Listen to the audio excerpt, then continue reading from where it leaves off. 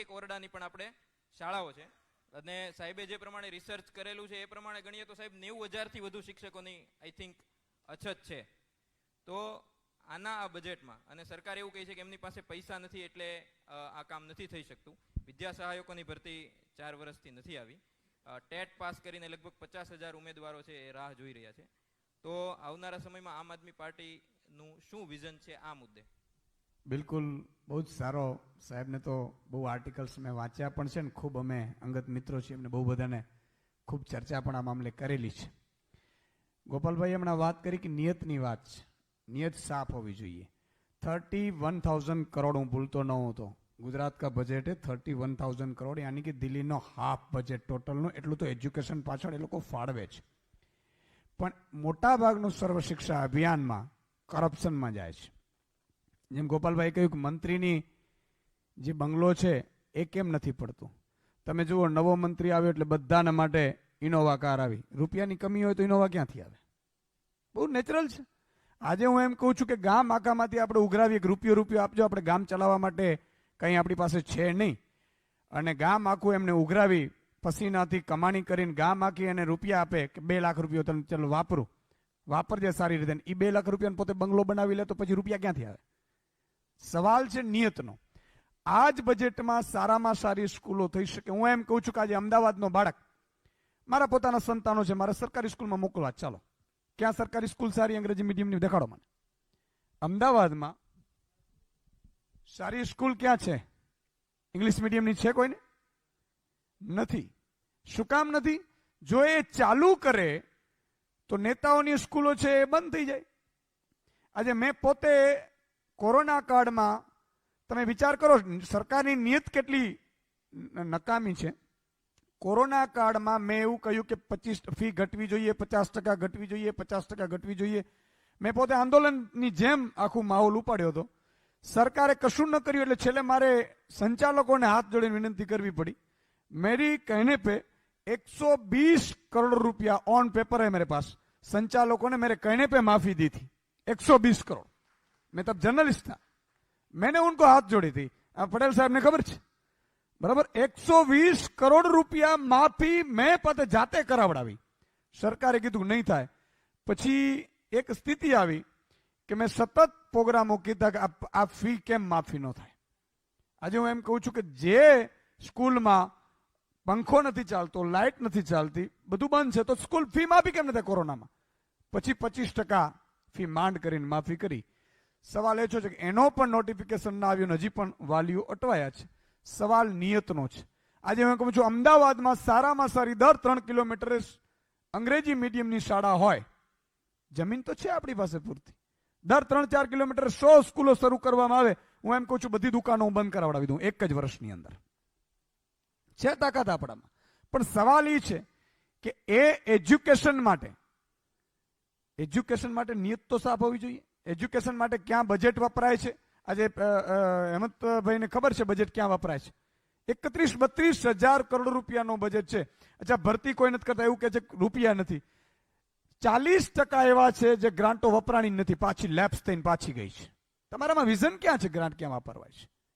અને હું એમ કહું છું કે ચાલો, હમણાં જે વાત કરી હમણાં ગોપાલભાઈ કે આતિશસિંહજીએ જે વાત કરી ટેકનિકલ શબ્દોમાં, હું તમામને મંત્રી મુખ્યમંત્રીને ચેલેન્જ આપું છું કે આવે મારી સાથે ડિબેટમાં. હું પુરાવા લઈ લઉં, એ પુરાવા લઈ લે. જો એ પુરાવા ન થઈ શકે તો હું આખી જિંદગી રાજનીતિ છોડી દઈશ. બોલો. સવાલ એ છે કે તમારામાં નિયત નથી, તમારામાં વિઝન નથી, તમારે કંઈ કરવું નથી. અને એને વસ્તુ જયારે ચૂંટણી આવશે ત્યારે લોલીપોપ આપીને પાછા વયા જશે. અત્યારે ભરતી કરી LRDની, બિન સચિવાલયની ભરતીમાં છોકરાઓની ઉંમર પૂરી થઈ ગઈ. આજે હું બહુ પર્સનલી એક વર્ડ્સ વાપરીશ, માફ કરજો. શહેરોમાં અને ગામડાઓમાં મુન્નાઓને સગાઈ નથી થતી ને એની જવાબદાર સરકાર છે. મુન્નો કે એની મમ્મી પપ્પા નથી. મુન્નો બિચારો રૂપાળો છે, સારો છે, પણ એને ભણતર કરી પણ છોકરી નથી મળતી. શું કામ? તો કે નોકરી નથી મળતી. નોકરી ભરતી આવતી નથી. ખાનગીમાં તો સગાવાલા જ ગોઠવાય છે. તમે જુઓ બધી જગ્યાએ સગાવાલા ગોઠવાય છે. મેં આખો સિરીઝ કરેલી, જર્નલિસ્ટ હતો ત્યારે. એક જિલ્લો એવો નથી જ્યાં ભાજપ અને કોંગ્રેસના નેતાઓની સ્કૂલો ન હોય. મારી પાસે લિસ્ટ છે એનું, આપણે નામ નથી લેવું. જો તમારી દુકાનો ચાલુ રહેવાની છે તો તમે સારું શું કરી શકવાના છે? હું જે વ્યવસાયમાં હું એમ કહું છું કે જે પણ વ્યવસાયમાં મારે મંત્રી હોઉં તો મારે એ લાલ બહાદુર શાસ્ત્રી ને એવા બધા આપણા નેતાગણ એવું કહીને ગયા છે કે એ વ્યવસાયમાં આપણું કોઈ હિત ન હોવું જોઈએ. સોગંદ તમે શેના ખાઓ છો? શપથ તમે શેના ખાઓ છો? શપથ ખાઓ છો એનો 1% પણ પાલન નથી કરતા. અને તમે સિમ્પલી જુઓ, આ તો તમે એજ્યુકેશનની વાત કરી, હજારો 40,000 કરોડ રૂપિયા આદિવાસીઓના ઉત્થાન માટે વપરાણા વનબંધુ યોજના અંતર્ગત. આદિવાસીઓ ત્યાંના ત્યાં છે. હમણાં હું એક આદિવાસીઓના ઘરોમાં ગયો હતો અને જેટલા પણ આદિવાસીના નેતા છે ભાજપના, એના બંગલાઓ બની ગયા છે. કેમ? એ મજૂરી કરવા ગયા છે. સિમ્પલ દેખાય છે. એટલે આ લાગણીઓથી મત મેળવવું. આતિશીજીએ ખૂબ સારી વાત કરી कि जब तक हम नहीं सुधरेंगे, हमें सोचना पड़ेगा हमें क्या चाहिए, किस तरह से नेता चाहिए. हमें सोचना पड़ेगा अपने बच्चे का भविष्य क्या है. હું એમ કહું છું કે લંડન ને યુકેમાં ને અમેરિકામાં બાળકો અત્યારે ટોપ મોસ્ટ કંપનીઓ છે, એમાં છે કોના? આજે ટ્વિટર ઉપર પણ આપણા આવ્યા, હમણાં ભારતીય આવ્યા કે ન આવ્યા? આપણામાં ટેલેન્ટ તો છે, આપણે સંઘરી નથી શકતા, આપણે એને રાખી નથી શકતા. આજે દરેક યુવાન છે. અમેરિકામાં તમે અમેરિકા કે કેનેડાની ફાઇલો કાઢો, મોટા ભાગના આપણા યુવાનો છે જે અમેરિકા કેનેડા ભાગી જવા માંગે છે, ઓસ્ટ્રેલિયા ભાગી જવા માંગે છે. ભારત રહેવા તૈયાર નથી, અમદાવાદ તૈયાર રહેવા નથી. શું કામ? કારણ કે અહીંયા વ્યવસ્થા જ નથી. કોણ રહેશે? ભાવિ પેઢી ક્યાં જશે? તો એના માટે વિઝન હોવું જોઈએ અને એ એજ્યુકેશનથી થાય. અને જો આમ આદમી પાર્ટીની સરકાર આવશે ને તો 2 વર્ષની અંદર અમદાવાદ, વડોદરા, સુરત, રાજકોટ તો ઠીક છે, એક એવું શહેર નહીં હોય કે જ્યાં ટોપ ક્લાસ ડીપીએસને ટક્કર મારે એવી અંગ્રેજી મીડિયમની શાળાઓ નહીં હોય, ગુજરાતી મીડિયમની શાળાઓ નહીં હોય. આ અમારું ધ્યેય છે, લક્ષ્ય છે. અને ગોપાલભાઈ કીધું ને અરવિંદજીએ પણ કહ્યું છે કે અગર हमने काम किया है, मैं एक बार मौका दीजिए.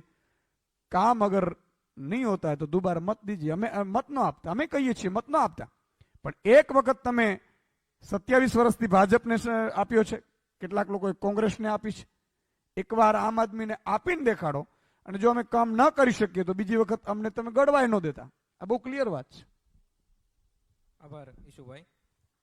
अभी गोपाल भाई ने जिसका जिक्र किया था, एक्चुअली नेक्स्ट सवाल ही वही था. प्रोफेसर मनीष आचार्य जी है और मनोज खत्री जी है यहाँ पे, जरा हाथ ऊंचा कर देना. इन लोगों का ये सवाल है कि दिल्ली सरकार ने प्राइमरी, सेकेंडरी, हायर सेकेंडरी के फील्ड में तो अच्छा काम किया है, मतलब स्कूली शिक्षा जिसको बोलते हैं, लेकिन उच्च शिक्षा यानी कि ग्रेजुएशन, पोस्ट ग्रेजुएशन और कॉलेज, यूनिवर्सिटी लेवल का एजुकेशन है, उसमें आम आदमी पार्टी का क्या विजन है और दिल्ली में उस क्षेत्र में क्या क्या काम हो रहे हैं वो. क्योंकि यहाँ पे मुझे लगता है कि मोर देन 50%, 50% से ज्यादा लोग ऐसे भी हैं जो उच्च शिक्षा के साथ जुड़े हुए कॉलेज में प्राध्यापक है. आश्री, आपकी बात सही है कि अक्सर हम जब बात करते हैं तो स्कूलों के बारे में ही बात करते हैं. हायर एजुकेशन में क्या हुआ है, क्या सोच है, उस पर थोड़ी कम बात होती है. और जैसे गोपाल भाई ने भी कहा कि इतना उलझा के हमें स्कूलों में ही रखा हुआ है कि हम वहां की बात तक कई बार पहुंच नहीं पाते, कि हमें लगता है कि भाई अगर बच्चे को पढ़ना ही नहीं आ रहा है तो हम हायर एजुकेशन के बारे में क्या सोचेंगे. तो एक तो सबसे पहले दिल्ली में हमने एक्सपेंशन ऑफ हायर एजुकेशन कैसे हो सकती है, तो जो भी हमारे एग्जिस्टिंग स्कूल्स, जो एग्जिस्टिंग हमारे कॉलेजेस, यूनिवर्सिटीज, जिसमें दिल्ली टेक्नोलॉजिकल यूनिवर्सिटी, NSUT जैसी हमारी यूनिवर्सिटीज हैं, उनका एक बहुत बड़े स्केल पे हमने एक्सपेंशन किया है. लेकिन मुझे लगता है कि जो दिल्ली सरकार में सबसे इंटरेस्टिंग काम किया है हायर एजुकेशन को लेके, वो सिर्फ हमारी मेन स्ट्रीम यूनिवर्सिटीज में नहीं किया, बल्कि अलग अलग तरह की क्या यूनिवर्सिटीज हो सकती हैं जिनका हम सपना देख सकते हैं, उस पे दिल्ली सरकार ने काम करना शुरू किया है.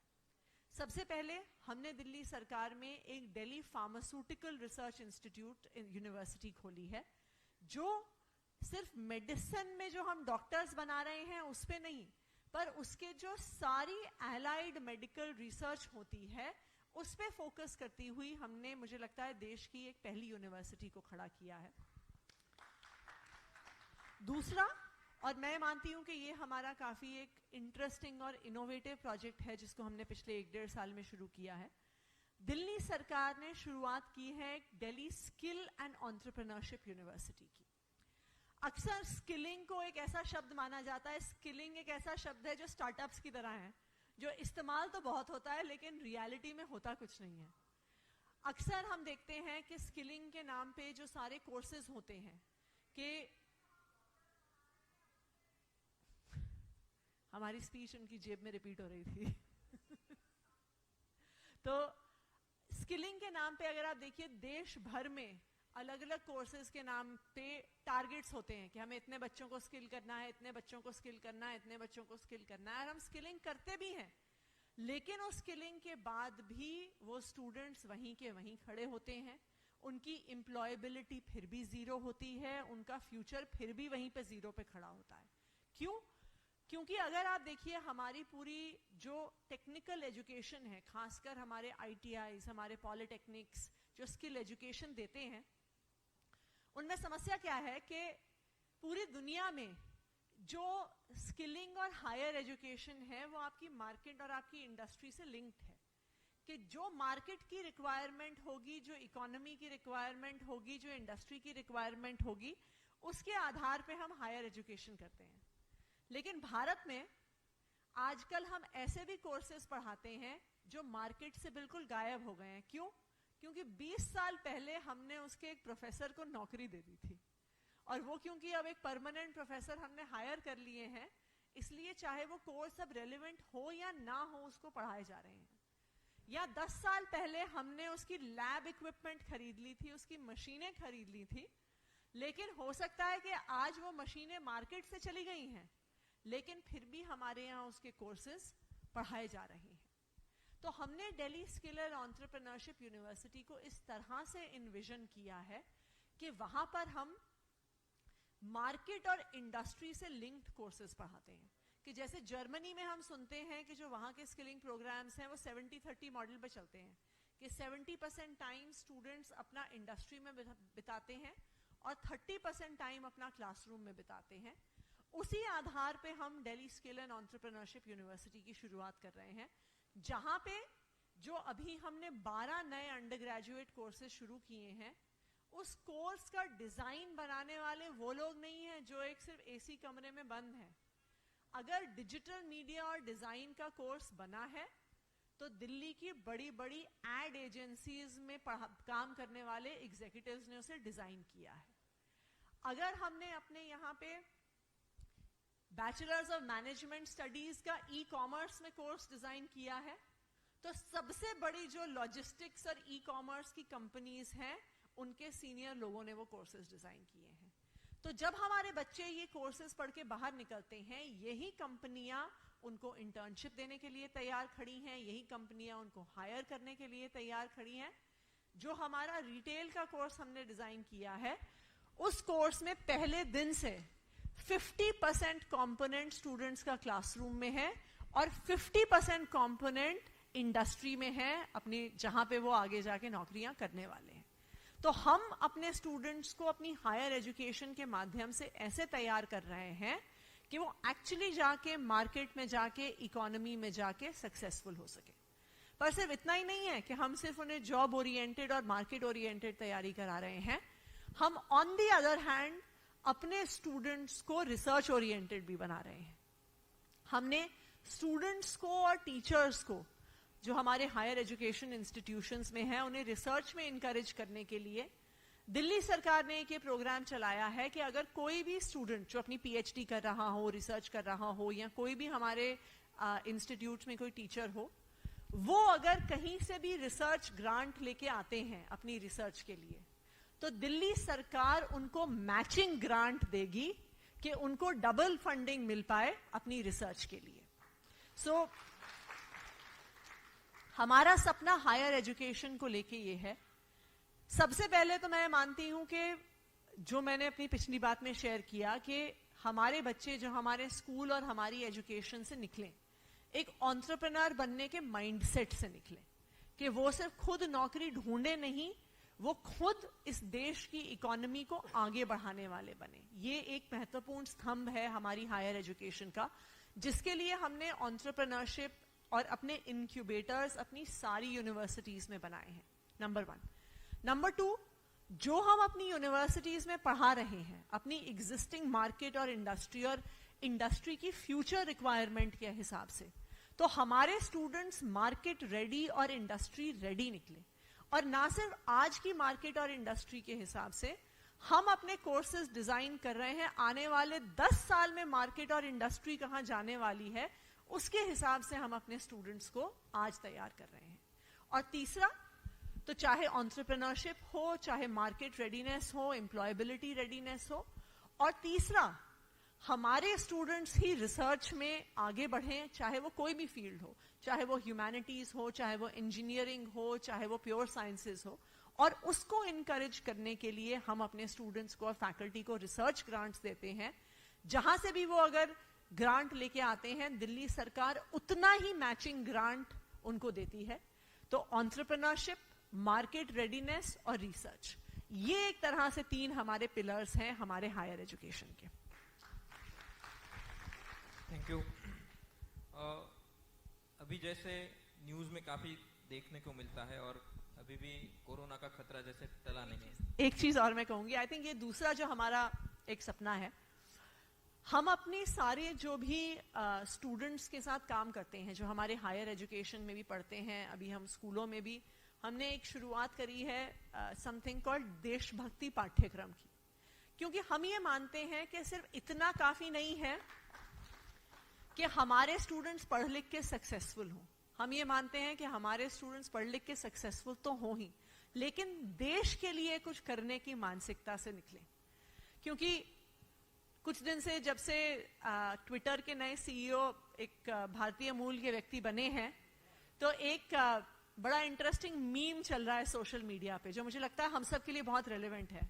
उस मीम में सारे जो इंडियन सीईओज हैं, गूगल का सीईओ, ट्विटर का सीईओ, सबकी फोटोज दी हुई हैं, और उसमें नीचे ऊपर लिखा हुआ है, पढ़ेगा इंडिया तभी तो बढ़ेगा अमेरिका। राइट? तो अभी के दिन में जो हमारे पढ़े लिखे बेस्ट टैलेंट हैं, हम उन्हें पढ़ाते हैं, हमारा देश उनमें इन्वेस्ट करता है, हमारा समाज उनमें इन्वेस्ट करता है, और वो अमेरिका के जीडीपी में जाके कंट्रीब्यूट करते हैं। तो हम ये भी मानते हैं कि अपने बच्चों को टैलेंटेड बनाने के अलावा उनमें देश के प्रति एक मानसिकता भी जागरूक करने की जरूरत है, कि वो सिर्फ ये ना सोचें कि हमें कितनी बड़ी सैलरी और हमारे पेचेक में कितने जीरोस लगेंगे। वो ये भी सोचें कि हम जिस best of the best institution से पढ़ के बाहर निकले हैं, यहां से निकलकर हम अपने देश के लिए क्या कर सकते हैं, इस देश की डेवलपमेंट के लिए क्या कर सकते हैं। Thank you. बात हो रही थी कि बार बार स्कूल बंद करने पड़ते हैं, चाहे वो कोरोना का रीजन हो, पोल्यूशन का रीजन हो।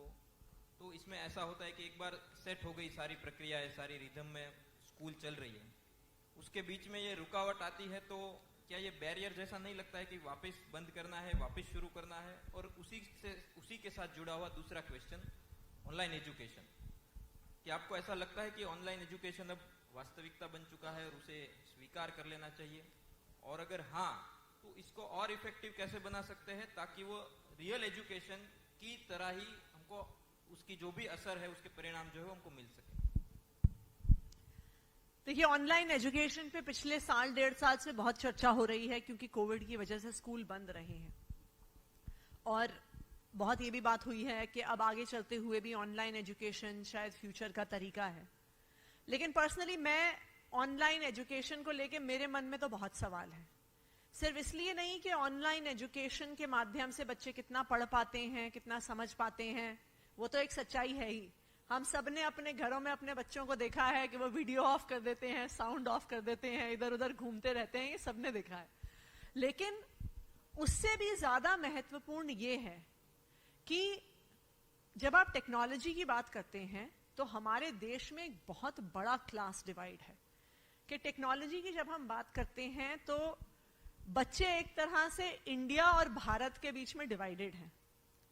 और मैं ये अक्सर देखती हूं कि मैंने अपने ही जैसे परिवार में देखा है, मेरी बहन के 2 बच्चे हैं, एक 8th स्टैंडर्ड में है, एक 3rd स्टैंडर्ड में है।